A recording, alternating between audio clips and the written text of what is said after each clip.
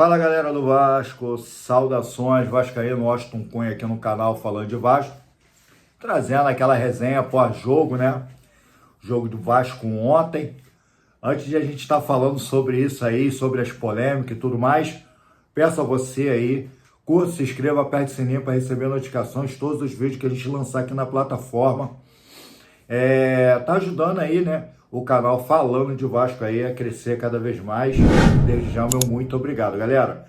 Desejando também uma excelente semana abençoada por Deus, tá? Segunda, terça, quarta, quinta, que Deus nos guarde, nos livre de todo o mal aí, tá bom? Vamos lá, vamos para aquele pós-jogo aí. Fiquei em off aí por esses dias aí. Dei até uma poldada aí na careca aí também para ficar no estilo, dar uma diminuída na barra. Tava parecendo Tom Hanks, porra, tava largado. Muita coisa para acontecer aqui em casa. Chá de bebê da nossa filha aí, né? Ou seja, né? O chá de bebê nosso, né? Vamos falar assim. E tem toda aquela animação, aquela zoação, aquela curtição. Desde já agradecendo a todos aí que compareceram, os amigos. Aqueles também que não puderam vir por motivo de força maior. Galera, vamos lá. Vamos estar falando sobre esse jogo do Vasco em Inter. Que, sinceramente, eu depositei toda a minha confiança na vitória do Vasco dentro de campo. E por fim, né, de 30 a 35 minutos, a gente viu aí Vasco amassando o Internacional, com o time, o elenco que o Internacional tem, lá no Beira-Rio, tá, em Porto Alegre. Não é fácil, a gente sabe aí que o Inter foi um dos clubes, né, que tá aí brigando aí, tava lá em cima no início do Campeonato Brasileiro, deu uma diminuída e agora tá retomando aí o seu espaço mais uma vez. É um time muito forte, um elenco muito forte, tá? Então seria uma tarefa muito difícil para o Vasco. Porém, o Vasco surpreendeu dentro de campo, né? Aos 30 e 35 minutos só deu o Vasco e amassando o tempo inteiro. E assim, ressaltar logo no início dessa análise que o caminhão de gols desperdiçado, principalmente pelo Verratti, Pirata da Colina, são gols que não pode estar perdendo. Assim foi contra o Grêmio, assim foi contra todos os times que o Vasco tem jogado. O Pirata da Colina tá perdendo muito gol, cara. E gol de cara, gol fáceis. Gol que no seu dia normal ele não perderia. Perdeu gol de chapada de bola, bateu na canela. Perdeu gol de cabeça. Coisa que ele consegue fazer os gols mais difíceis do mundo, de cabeça deslocada à distância. Um kick antes do goleiro, matando o goleiro na bochecha da rede, mas um gol claro. Nunca foi meu forte cabecear a bola dentro de campo. Eu não erraria uma bola daquela, cara. Pô, e um cara é cabeceador nato e perdeu, tá? E aí foi acumulando, né? Acumulando aí uma quantidade de gols. E Nuno também teve uma oportunidade clara de chutar pro gol e ele dividiu uma bola, sabendo que, pô, Verratti estava em impedimento. Segurava e retraía, tem futebol, tem drible curto. Faltou aquela personalidade que a gente está de costume ver você, Nuno Moreira, dentro de campo. E faltou, e aí Vasco ficou nessa de... Era na minha contagem aí com os gols desperdiçados, né? E um gol do Ryan, que foi um belíssimo gol, onde ele tomou a decisão muito rápida, já que o Fernando Diniz, ó, chuta pro gol, e a gente vê que o Ryan é um dos jogadores, um dos atletas dentro do Vasco que mais chuta pro gol, e ele chutou, levou pro combate, jogou aí, deslocando o corpo à direita, toma ali perna esquerda e golaço. Galera, nessa contagem, o Vasco já devia estar com 4-0 em cima do Internacional, devia estar com 4-0. E como tudo no Vasco acontece, todas as metáforas que você conhece, todas as simbologias do futebol, né, astrologias do futebol, que aluno tá, tudo foi aí encantado, qualquer coisa, meu irmão, folclore acontece no Vasco.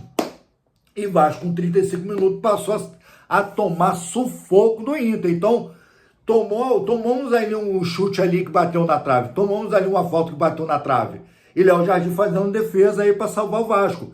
Até o momento, o Vasco muito consistente. Segundo tempo, o Vasco foi levando o segundo tempo e inverteu. 1-0 Vasco, primeiro tempo deu Vasco, segundo tempo deu Internacional. E o acrescente aqui é que o Vasco faz um gol, recua. O Vasco faz um gol, recua. Lembrando também muito dos críticos que a proposta era o contra-ataque, porque o Inter abriria mais dentro da sua fragilidade, correndo atrás de um empate, que eles jogaram para um empate. Vasco desce a linha. Não gosto desse modelo de jogo, não gosto desse sentido, mas é o jeito do Fernando Diniz, e pegam num contra-ataque, por onde teve outras oportunidades claríssimas do Vasco ir para um 2-0, 3-0, já no segundo tempo. O Vasco foi amassado pelo Inter? Foi, mas Vasco também, quando estava com a bola no pé, ele teve o controle das suas ações, onde conseguia fazer aí um combate aí. E quero abrir aqui um elogio para o DVD, que o cara parece que não teve lesão. O cara parece que estava de férias, veio de um outro clube e chegou. Por isso que eu trato ele como o mais novo contratado do Vasco. É, como se fala, reforço do Vasco. Porque o DVD parece que não sofreu lesão. Uma das piores lesões que tem para um cara que joga futebol.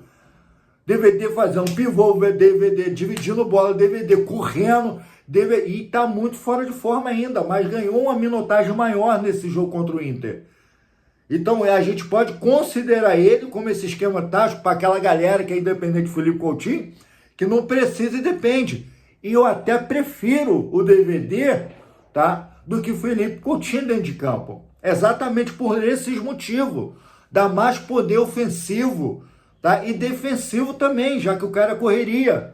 Nuno Moreira parece que é o cara que está trabalhando dentro de campo cansado.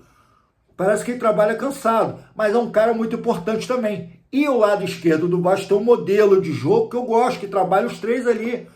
DVD no momento, trabalha ali o Lucas Piton, e também trabalha ali junto também o Nuno Moreira. O lado direito já é mais correria. É drible seco e ó, bola na frente, porque tem dois caras correria. Tem o Tietê, que não tem corpo, mas é um cara de dribles e consegue construções de jogada, que é um cara muito inteligente. Tem o PH aqui, de longe, é um dos melhores, tá? Lateral direita, tá? Do Brasileirão, um dos melhores lateral direita. A mídia que não discorre isso.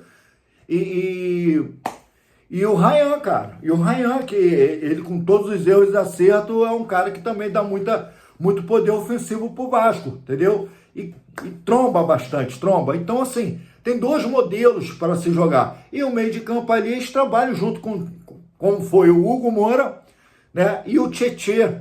Eles trabalharam muito bem ali naquele lado defensivo. O Maurício Nemo ficou na direita, tá, já que o João Vitor estava dispensado aí, né, pelo cartão amarelo aí, que ele tomou 3 cartões amarelos, mas deu consistência na zaga. E o Lucas Freitas também deu consistência no lado esquerdo, apesar que eu tenho perdido cada vez mais a confiança nele. Porém, o Vasco não falhou. Porém, a falha foi quando houve essa polêmica toda, e agora a gente entra, que até os 40 minutos estava 0-0, estava 1-0 o Vasco. E da mesma forma que o Léo Jardim tomou um cartão vermelho pelo árbitro canalha Flávio Rodrigues, tá? O seu Flávio Rodrigues, a gente já tinha trago aqui no canal, já tinha comentado dele, a gente sabe que ele é polêmico, sabe que é um cara que gosta de se mostrar. E ele, com toda a marra do mundo, ele dá saca um cartão vermelho pro Léo Jardim, que estava no chão, que até de então tem que esperar o atleta levantar para receber o cartão, tá? Ele deu advertência pro goleiro Léo Jardim, que estava esperando, tá entendendo, ser atendido porque estava com dores. E como toda a mídia está discorrendo, ele é juiz, não é médico, ele não tem poder específico para poder entender se o cara, de fato, está enrolando ou se o cara está com dores. O cara está pedindo gel e o massagista estava ali do lado. Então ele aplicou rigorosamente o cartão vermelho em cima do Léo Jardim, encebando ou não, encerando ou não. O único que ele podia aplicar, né? A única penitência que ele podia aplicar seria o acréscimo. Vasco está enrolando, vou dar um acréscimo, dava um acréscimo de 20, 30 minutos. Mas cartão vermelho, numa situação onde ele conseguiu criar uma polêmica, no qual tem árbitro que gosta muito bem disso. E hoje, o que mais discorda de ontem para hoje é só o nome desse cara. Tá aí o hater, de uma forma extremamente produzido por ele, ainda dá numa súmula ainda para a CBF, que aí o Léo Jardim ainda foi um cara que foi, né, dentro da sua conduta, né? Dentro da sua conduta foi um cara arrogante. Cara, tu vê as imagens, você não vê isso. Houve uma cena, houve, e o critério não foi o mesmo. Porque o goleiro do Inter, no primeiro tempo, tá? O massagista chegou lá no cantinho lá e gritou para ele cair no chão, trocar a chuteira, porque o técnico do Inter queria bater um papo com os jogadores, já que o Vasco estava abafando ele, estava amassando. O critério não serviu nem para um amarelo lá para ele. Outra coisa, para tomar-lhe um cartão, a bola tem que estar em jogo. A bola nem em jogo estava parado porque estava havendo substituição. E houve um problema ali do Piton tá saindo. Outra coisa, Piton não recebeu amarelo. Ele tá no jogo, tá? Contra o Mirassol. Ele não tomou amarelo, mas ficou entra, não entra, para o Fernando Diniz não queimar. Tá? Houve uma confusão entre eles lá. Fernando Diniz deu esporro em todo mundo. E o Léo Jardim ficou no chão esperando, cara, enrolando as coisas acontecer até que ele tomou um vermelhão. Então, assim, existe a cera, existe o sebo, como a gente fala, a catimba. Todos os times fazem isso, principalmente todos os goleiros. Para mim, um dos piores goleiros que faz essa catimba aí é o goleiro do São Paulo, tá? Ele é horrível fazendo isso. É o Rossi do Flamengo, ele é o campeão em fazer isso. Mas o Léo Jardim, a gente nunca viu um goleiro ser expulso dessa maneira e principalmente da maneira que o Léo Jardim foi. Então, houve mal intencionado, houve o pensamento mal intencionado em prejudicar o Vasco e interferir literalmente no placar. O Vasco jogou para o empate no segundo tempo, sim. Desculpa. No segundo tempo, sim. O erro que aconteceu dentro de campo, já que Léo Jardim foi expulso, mais uma vez o Fernando Diniz, ele erra, ele peca. Já estou começando a achar que o Fernando Diniz tem o seu medalhão chamado Verratti e tem o seu medalhão chamado Felipe Coutinho, porque esses caras não saem do time. Não sai do time, não saca. Felipe Coutinho só sai porque ele tá na merda e não tem estrutura física mais para combater 90 minutos dentro de campo. Porque se não fosse isso, jogando mal ou não, ficaria dentro de campo. E o Verratti, cara, é menos um e a gente sabe. O cara perdeu um caminhão de gols. E aí entra aquela frase, tá? Entra o miticismo, entra tudo que você imaginar contra o vascaíno. Quem não faz, leva. E foi o que aconteceu. E o Verratti, por não ter sido sacado pelo Fernando Diniz, porque seria 2 a menos dentro de campo. Cara, 2 a menos dentro de campo. Tendo o GB, tá machucado. Tendo qualquer um outro atacante, colocaria qualquer um. O DVD teve que sair porque ele estava cansado, é por isso que ele saiu. Tá? Ele me saca um Nuno Moreira que poderia continuar no time. Colocaria Matheus Carvalho, fecharia mais o campo. Não, me deixa um atacante ainda, que não tem corrida, não estava finalizando, está na fase dele ruim. E foi o próprio, tá, que ajeitou a bola para o jogador que acabou de chegar no Inter e fazer o gol no Vasco. O Daniel Fusato, que coitado, não tem nem culpa. Eu tô vendo a galera falando Daniel Fusato parece ter a mão pequena. O cara é grande, rapaz, tá maluco? O cara não é baixinho, não é pequeno não, Vai ver a estrutura aí, Daniel Fusato. O cara chegou frio, entrou, foi uma coisa inusitada. E o juiz aí, né, o Flávio Rodrigues, conseguiu fazer uma proeza onde o nome dele está discorrendo em todos os sentidos. O Vasco me solta uma nota oficial. Tá indo, hoje foi, ou tá indo, não sei, né, até o momento a gente não tem as informações, que vai recorrer isso à CBF. Quem tinha que fazer isso não seria a Model, entendeu? Quem tem que fazer isso é o Pedrinho, mas o Pedrinho tem conchado na CBF. Ele quer questões políticas, né? Não foi convocado aí para fazer parte da delegação da CBF. Ele que tinha que ir lá meter as caras, meu irmão, aqui eu represento o Vasco, sou presidente, que porcaria é essa? Que bagunça é essa? Viu a cagalhança que o juiz de vocês fizeram?